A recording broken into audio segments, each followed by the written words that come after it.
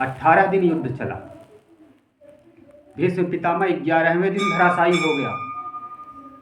11वें दिन, बाकी दिन ये सरसैया पर लेटे लेटे देख रहा था युद्ध, मर नहीं रहा था। देखो, इसको इच्छा मृत्यु।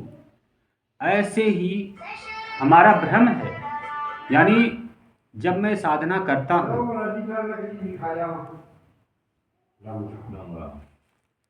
हाँ, जब मैं साधना करता हूँ तो मेरे अंदर हमेशा ये भ्रम बना रहता है कि परमात्मा कौन है। जब तक ये भ्रम मिट नहीं जाता तब तक हमारी साधना जारी रहती है। और जिस दिन ये भ्रम मिट जाता है, जिस दिन परमात्मा की प्राप्ति हो जाती है, उसी दिन ये भ्रम जान जाता है कि अब सिंहासन सुरक्षित हो गया। तब ब्रह्म रूपी भीष्म पितामह प्राण त्यागता है। यानी भीष्म पितामह एक ऐसा योद्धा है जो मोक्ष पर्यंत दूरी तय करवाता है। तब तक ये साथ नहीं छोड़ता। अगर तुम मोक्ष से एक अंगुल भी दूर हो तब तक भ्रम पीछे लगा रहेगा। कई ऐसे ऋषि मुनि भगवान श्री कृष्ण युद्ध पर्व में अपना वर्णन अर्जुन को बताते हैं कि अर्जुन, मैं 6 जन्मों का योगी, 3 जन्म। पहले जन्म तो मैं संपूर्ण भारत का भ्रमण करते करते शरीर छोड़ दिया। पहले भारत इतना बड़ा था कि जम्बू द्वीपीय, हाँ, ये पूरा जम्बू द्वीप था, अफगानिस्तान वगैरह सब भारत में आते थे भ्रमण करते करते। दूसरे जन्म में नैमिषारण्य में 84,000 ऋषियों के साथ सत्संग सुनता था और उनकी सेवा करता था। ऐसे करते करते शरीर छूट गया। तीसरे जन्म में कहते हैं पुष्कर क्षेत्र में एक पैर पर खड़े होकर के मैं यज्ञ रचवाता था, और वो जन्म ऐसे ही पार हो गया। चौथे जन्म में कहते हैं कि दक्षिण भारत के समुद्री तट पर मैं बैठ करके इतना तप किया कि मेरा शरीर कृश हो गया, काला, और उसी जन्म से हमको कृश कृश कहा जाने लगा। 5वें जन्म में भगवान बताते हैं कि हमारी प्राप्ति ही होने वाली थी, मात्र 3 दिन की साधना शेष रह गया था, लेकिन शरीर साथ नहीं दिया, छूट गया वृद्ध अवस्था। और वही 3 दिन की साधना मैं इस जन्म में एक दिन वृंदावन में एक झोपड़ी में 2:30 बजे रात को मुंह धो करके बैठ गया।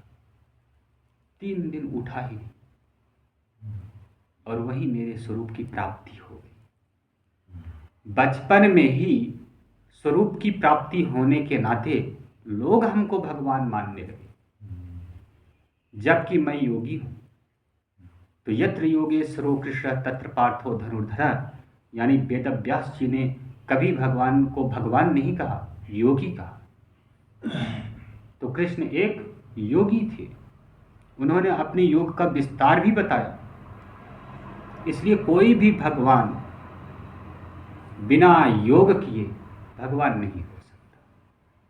और ऐसे ही हम लोगों को भी योग करके ही उस भगवत स्थिति को प्राप्त करना पड़ेगा।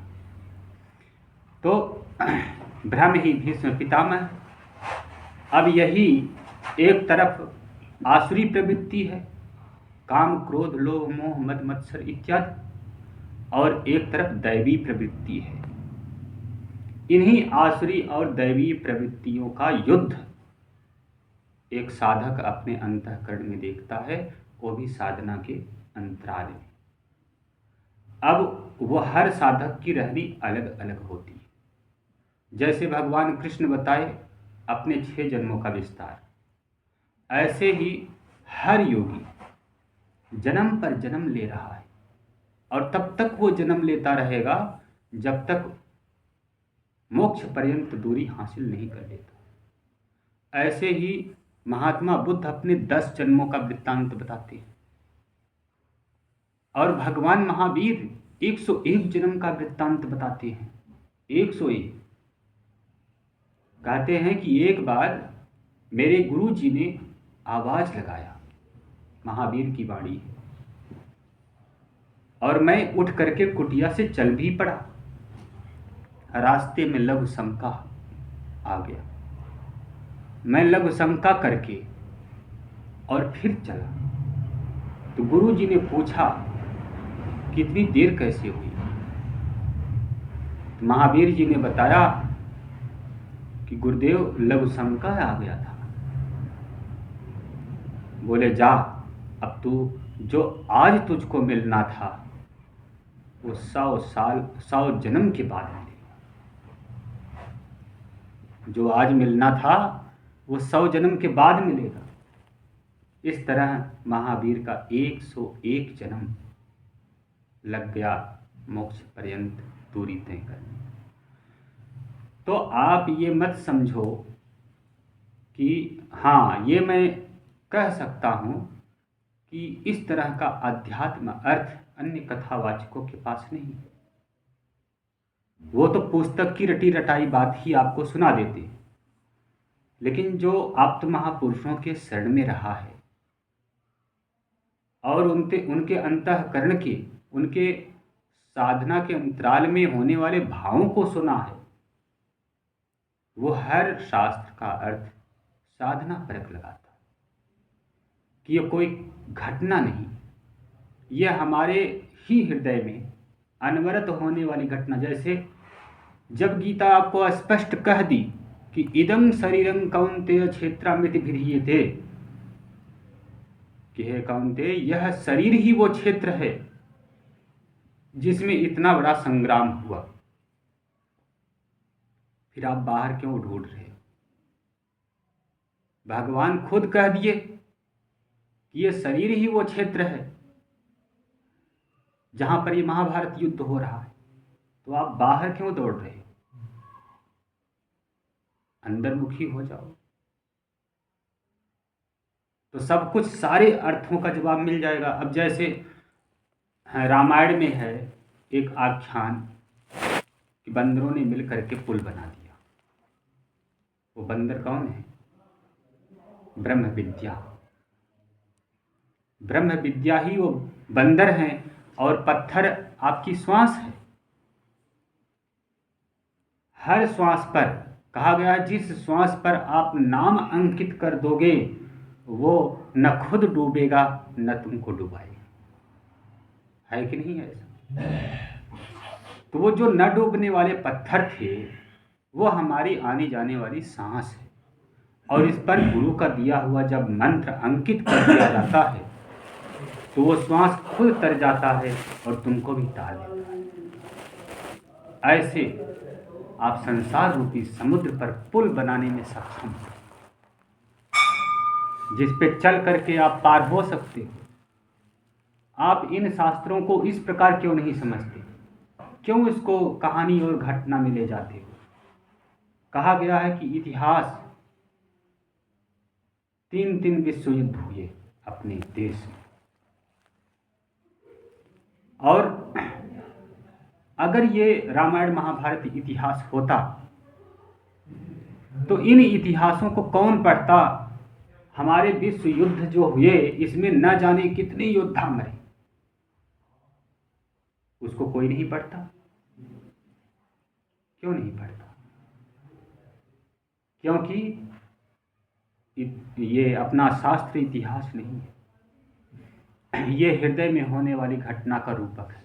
नहीं तो भला बताओ, इतिहास कोई इतना बारीकी से लिख सकता है कि कौन सा योद्धा कौन से बाण से और किस जगह लगने से मरता है? कितनी बारीकी से लिखा है। ऐसा इतिहास कोई लिख सकता है कि कौन योद्धा किस गोली से कहां लगने पर मरा? असंभव। इसलिए ये सब हृदय में होने वाली अनुभव के चित्रण है। ये महापुरुषों की अपनी शैली है कि वो किस प्रकार आपको समझाने का प्रयास किए।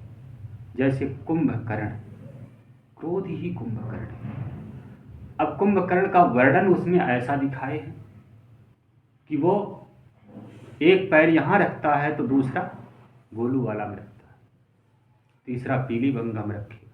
इतना बड़ा बड़ा पैर है। इसका तात्पर्य क्या है कि जैसे कोई तुम्हारे खेत में हल उतार दे, हाँ, तुम दौड़े दौड़े गए और वहाँ लपड़ थप्पड़ हो गया, वहाँ बात नहीं बनी, तुरंत गोलू वाला केस हो गया।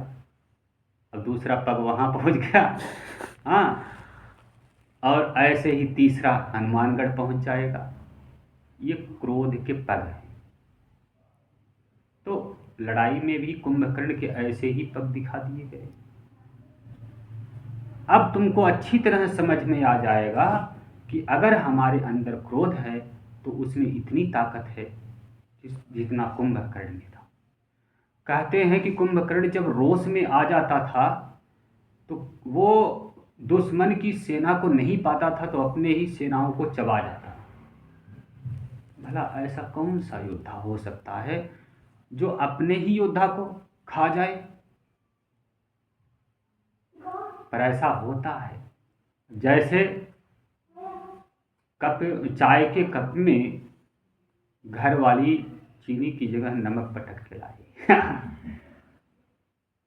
तो तुम अपना ही कप प्याला तोड़ करके रोष दिखाओगे। वो किसके सैनिक थे? कप प्याला कौन लाया था? तुम लाए थे तो अपने योद्धा मारे गए कि नहीं मारे गए? तो जैसे क्रोध का लक्षण है ऐसे ही हमारे महापुरुषों ने इसको एक आकृति दे करके बताया कि ये है भाई तुम्हारा कुंभकर्ण। तो उसमें मोह ही रावण है, क्रोध ही कुंभकर्ण है, बुद्धि ही मंदोदरी है और लोभ ही नारंतक है। इस तरह जितने योद्धा हैं सब हमारे शरीर के अंदर है। अब शरीर के अंदर अगर डायरेक्ट किया जाए मैं सुन तो लूँगा लेकिन उसमें ताकत कितनी है ये पहचान नहीं पाऊंगा। इसलिए कहानी के माध्यम से इसको परिचय करवाया गया है। लेकिन जब आप खुद साधना में उतरोगे तो इनकी शक्तियों को अपने आप पहचानोगे। जैसे काम है, काम रूपी मेघनाथ में इतना बल था कि वो लक्ष्मण जैसे महान योद्धा को मूर्छित कर देता है। तो वो लक्ष्मण विवेक है, विवेक से ही लोग साधना करते हैं और विवेक रूपी लक्ष्मण को काम रूपी मेघनाथ ऐसा शस्त्र चलाता है, वो भी आकाश में गायब होकर के। आकाश में गायब होना ये दर्शाता है कि कभी कभी साधक ये मान लेता है कि मेरे अंदर काम है ही, वो अंतःकरण से मान लेता है, लेकिन उसको पता नहीं है कि वो काम कुछ समय के लिए अदृश्य हुआ है और जैसे वार करना पड़ेगा वैसे प्रकट हो जाएगा। समझे? ये साधकों को समझाने के लिए लिखा हुआ है कि अगर कुछ समय के लिए तुमको लगे कि काम वासना खत्म हो गई है, अब मैं निर्लेप हो चुका हूं, तो अभी सावधान रहो। काम आकाश में कहीं छुपा हुआ है और वो कभी भी वार कर सकता है, मौके की तलाश में। ऐसे ही लक्ष्मण मूर्छित हुए और अब देखो मेघनाथ कितनी शक्ति से मारा गया। वो तो ऐसा भी यज्ञ कर रहा था देवी जी का कि जिसमें पूरा युद्ध जीत लेता, लेकिन वैराग्य रूपी हनुमान के द्वारा उस यज्ञ को विध्वंस किया गया। मां कुंभला देवी का यज्ञ कर रहा था, सुने हो कि नहीं पूरी घटना? हाँ, तो जब पूरी घटना आप गौर से देखोगे तभी ये सब बातें समझ में आएंगी। इसलिए चाहे इसको कहानी समझ करके देखो, चाहे आध्यात्म, अब अध्यात्म तो बैठे बैठाए समझ में आएगा नहीं, तुमको खुद साधक बनना पड़ेगा, साधना में उतरना पड़ेगा। अब हम लोग क्या है, सारी बातें केवल बातों से समझना चाहते हैं, करना कुछ नहीं चाहते। अरे 10 मिनट घर के किसी कोने में बैठ करके ओम राम शिव या गुरु का दिया हुआ कोई भी टूटा फूटा मंत्र अगर जपना चालू कर दो तो तुम्हारे अंदर अपने आप अनुभव संचारित हो जाए, एक युद्ध अपने आप दिखाई देने लग जाए। तुम अपना ग्रंथ अलग रच सकते हो, दूसरे के ग्रंथों के पीछे क्यों पड़े हो? तो इसलिए करने की आवश्यकता है, सुनना सुनाना, इसमें कम से कम टाइम लगाओ, इसमें तुम्हारा ही समय नष्ट हो रहा है, क्योंकि तुमको करना पड़ेगा इस जन्म में, नहीं तो अगले जन्म में, अगले जन्म। यहां तक कहा गया है कि गंदे नाले में घूमने वाला कीड़ा भी एक दिन स्थित प्रज्ञ महापुरुष बनेगा। गंदे नाले में घूमने वाला कीड़ा, हम लोग तो फिर भी मानव है, हाँ, और मानव को कहा गया है मोक्ष का दरवाजा। मानव 84 लाख योनियों में नहीं गिना गया, आप लोग 84 लाख योनियों से बाहर हो। क्यों? कि बड़े भाग्य मानस तन पावा, सुर दुर्लभ सदग्रंथ निगावा। सुर माने देवता, देवताओं को भी दुर्लभ है। और साधन धाम मोक्ष कर द्वारा, ये साधनों का धाम है, मोक्ष का दरवाजा है। तो जैसे तुम अपने घर के दरवाजे को घर से अलग नहीं कर सकते, ऐसे मोक्ष के दरवाजे को अलग कैसे कर सकते? ये एक प्रकार से मोक्ष रूप ही है, पर आवश्यकता इतनी है कि एक पग आगे बढ़ाने की। लेकिन हमारा 84 लाख जन्मों का जो अभ्यास हो गया है, भोग भोग, आहार निद्रा भय मैथुनम च,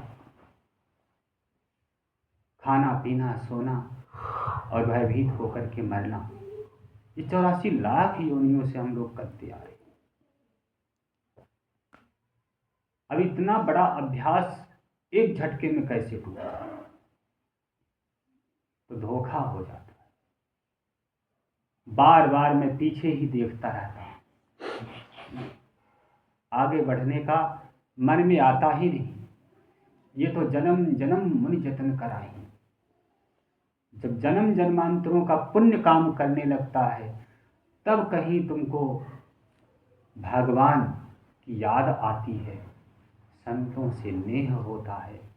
हाँ, ऐसे विरक्त महापुरुषों की सेवा भी चालू हो जाती है, और उसी सेवा में जितना मन लगा करके तुम सेवा करोगे, उतना ही सेवा से प्रीति उत्पन्न होती है, प्रेम, उद्गार, और यही उद्गार तुमको भजन में लगा देगा। जब देखेंगे गुरु लोग दीक्षा क्यों जल्दी नहीं देते, आज के गुरुओं की बात मैं नहीं कर रहा हूँ। आज के गुरु तो तुम रोड पर जाओ, केवल प्रणाम करके ही महाराज हमको चेला बना लो, तुरंत कंठी निकाल के दे देंगे और कहें कि महाराज मंत्र ही बताओ, तो कान में वही रोड पर ही मंत्र भी फूंक देंगे। लेकिन पहले गुरु लोग 12 साल रहे संत की टोली, तब समझे एक हंस की बोली। ये नियम लागू करते थे कि 12 साल तुम सेवा करो, और ऐसी सेवा करो कि तुमसे हर संत प्रसन्न, विनम्रता पूर्वक। नहीं, थारी बात सही है, थारी बात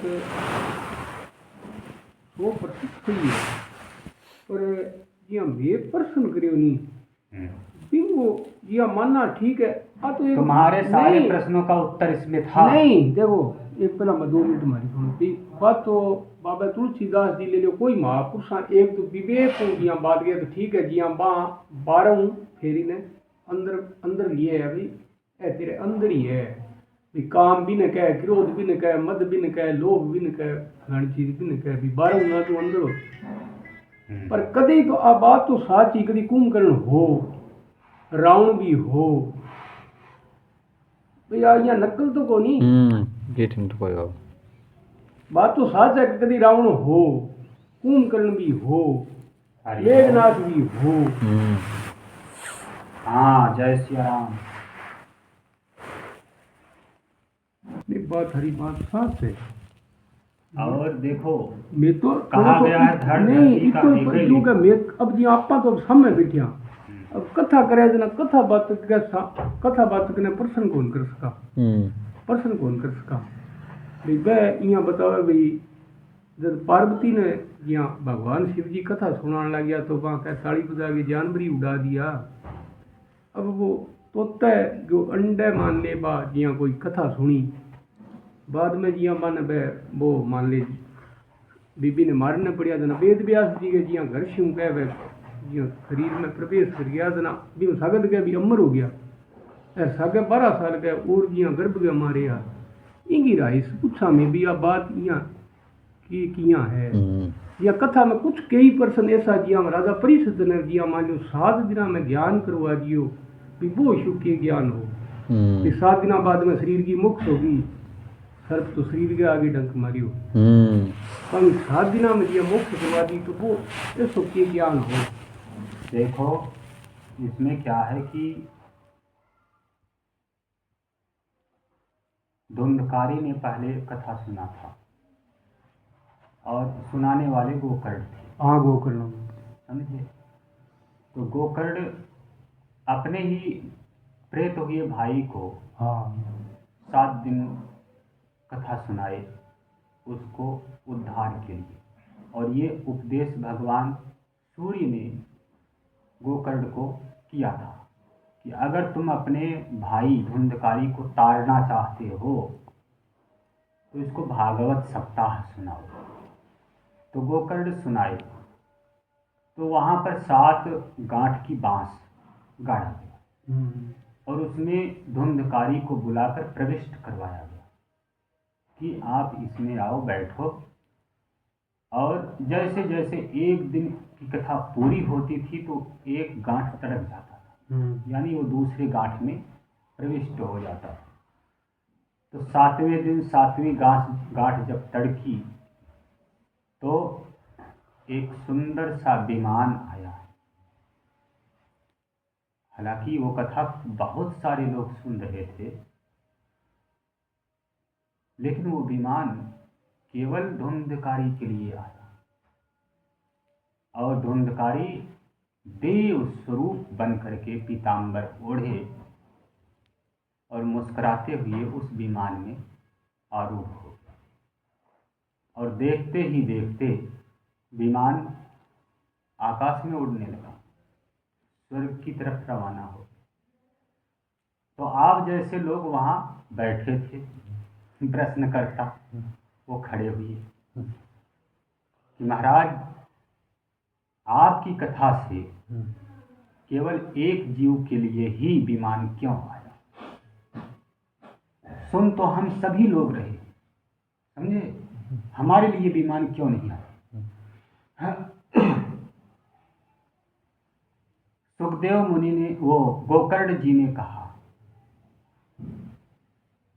कि श्रोताओं में भी अंतर है,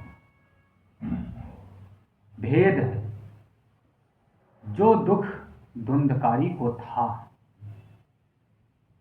प्रीत योनि में, जो कष्ट ये पा रहा था वो कष्ट आप लोग नहीं पा रहे थे। आप लोगों के पास मानव शरीर और इसमें जितना दुख भोगते थे उतना ही सुख भी भोगते थे। इसलिए तुम्हारे अंदर मोक्ष की भी कामना नहीं थी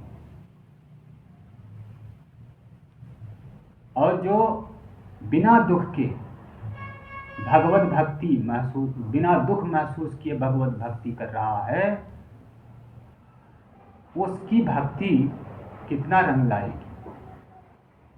और धुंधकारी तड़प रहा था अपनी एक एक पल जीवन के लिए, जिसके पास शरीर नहीं केवल आत्मा है, और वो भी पतित आत्मा है, प्रेत आत्मा। वो शरीर के लिए तड़प रहा था और एक जगह स्थिर नहीं हो पा रहा था, क्योंकि हवा के कारण वो इधर उधर आत्मा था, उड़ता रहता था। इसलिए उसको बांस में पहले एकत्रित किया गया। तो बांस के खोल में जब वो एक जगह बैठा तो उसको और बेचैनी हुई, लेकिन वो बैठा ही रहा। और 7 गांठ फटते फटते उसको कितना पीड़ा हुआ होगा, ये तो वो ही जान सकता है। और ऐसी पीड़ा में वो कितने एकाग्रता से कथा सुना, कितना मन लगा करके, जैसे किसी माने मरते हुए व्यक्ति को राम राम सुनाया जाए तो कितनी एकाग्रता से सुनेगा। हाँ, और वही जीते जी आदमी को राम राम सुनाया जाए, अरे जाओ हमको काम करने दो, हाँ हाँ टाइम नहीं है, होता है कि नहीं। ये श्रोताओं पर डिपेंड होता है कि कौन किस भाव से उस शब्द को सुन रहा है। कई लोग ज्ञान के पिपासु होते हैं, केवल ज्ञान के कारण कथा सुनते हैं कि मेरा ज्ञान बढ़े। कई लोग भक्ति बढ़ाने की चेष्टा करते हैं कि मेरी भक्ति बढ़े। और कई लोग होते हैं धन की कामना से कथा वगैरह सुनते हैं। कई लोग सोचते हैं मेरा कोर्ट केस जीत जाऊं, इसलिए है। हाँ, तो आप किस भाव से कथा सुन रहे हो ये आप पर डिपेंड करेगा। हमें तो लगता है मोक्ष के भाव से कोई नहीं सुनता।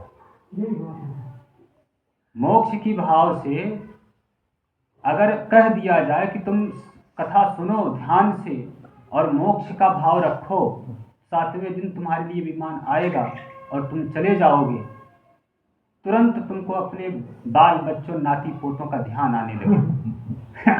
इनका कौन रखवाला, मेरा तो मोक्ष हो गया, इनको कौन पूछेगा। तो तुम मोक्ष के लिए सुन ही नहीं सकते कथा, इसलिए तुम्हारा मोक्ष नहीं होता। वो उसी का वो धुंधकारी का ही मन था। बोलो श्री गुरुदेव भगवान। मोक्ष के लिए उसका ही था। दुखी आत्मा है वो। दुखी हो गया।